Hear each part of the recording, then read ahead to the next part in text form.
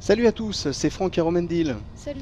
On va regarder un morceau, un petit bout de Castlevania Curse of Darkness. C'est un jeu d'action-aventure édité par Konami. C'est dispo sur PS2 et Xbox. C'est un petit peu des consoles moins de 12 ans parce qu'il y a un petit peu de baston. Et notre ami Romendil a aimé et elle va nous dire entre autres pourquoi. Ouais, alors on va essayer de voir dans le temps qui nous a imparti les nouveautés, parce qu'il y en a quelques-unes Ouais. par rapport au précédent volet en 3D. Là déjà on voit tout de suite le démon qui m'accompagne, c'est une sorte de familier.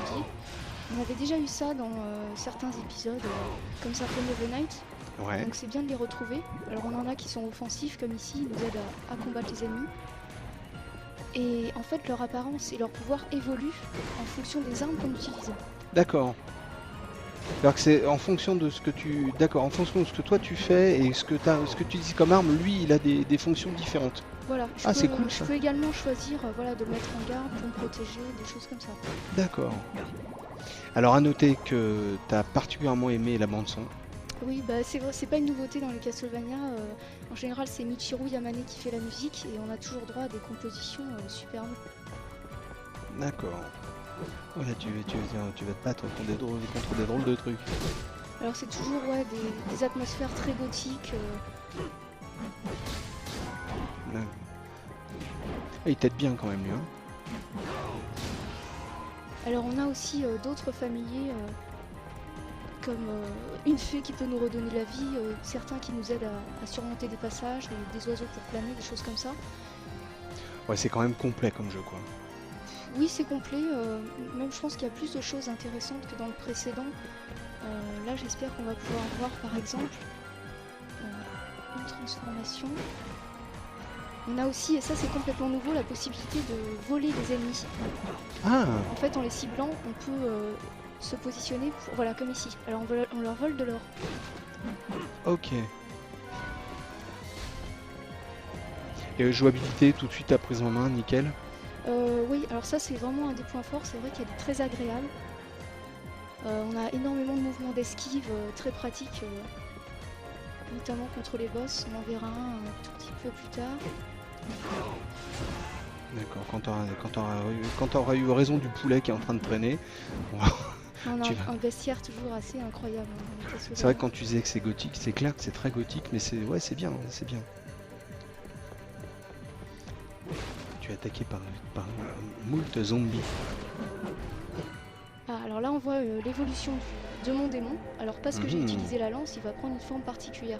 Il faut savoir que si j'avais pris une autre arme, il aurait un tout autre visage et il aurait d'autres pouvoirs. D'accord. Alors rien ne m'empêche là de changer d'arme par exemple.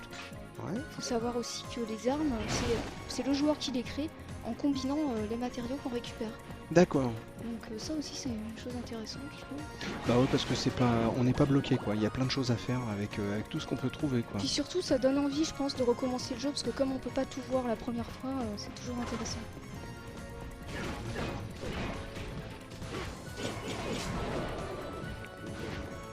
Vous êtes terriblement efficace à deux, hein. Permets-moi de te le dire. À quand le boss? On est pressé, on veut le voir. Justement, on y arrive. J'essaie d'accélérer. On voit que tous les environnements sont pas superbes. Hein. Il y a pas mal de vides. C'est pas le point fort du jeu, hein. Contrairement à la bande son. C'est vrai que graphiquement, il déçoit quand même. C'est un peu, c'est vrai qu'à certains moments, c'est un peu léger. Il y a des moments où c'est vachement agréable, comme la salle du début là. Et puis, il y a d'autres moments, c'est un petit peu terre-brûlé quand même. Hein.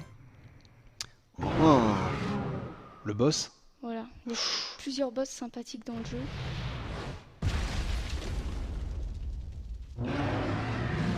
En effet. C'est vrai que tout de suite on a envie d'être copains. On a envie d'être copains.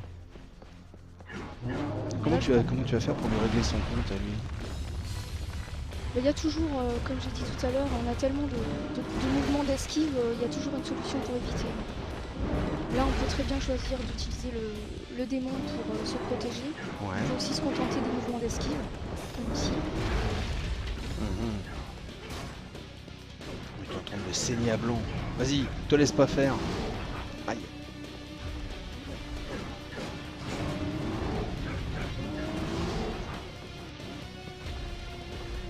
j'entends la musique hein, derrière qui accompagne bien le jeu. Quoi. C'est assez, c'est bien, c'est assez impressionnant. Tiens, profites-en pour lui couper la tête. En général, il change de technique au bout d'un certain temps. On a accès à différentes combos en fonction des mouvements qu'on utilise et en fonction de l'arme. Toujours l'arme. Ouais, les armes jouent vraiment un grand rôle dans le jeu. Ouais, toujours. Hein, là, on peut voir, l'esquive nous sert vraiment à esquiver les flammes ici. Voilà. Ah, la politique de l'autruche, il veut pas se voir perdre. J'en profite pour montrer juste un autre familier qu'on a. Ouais. Qui lui nous redonne de la vie et qui va évoluer lui aussi si on l'utilise.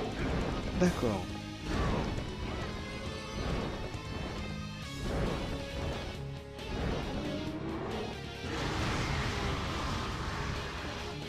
Bon, et ben on a vu de belles images. On a vu de belles images de Castlevania, Curse of Darkness sur PS2 et sur Xbox. C'est édité par Konami et c'est un jeu d'action-aventure et Romendi l'a aimé et à juste titre. Je vous conseille. Ouais.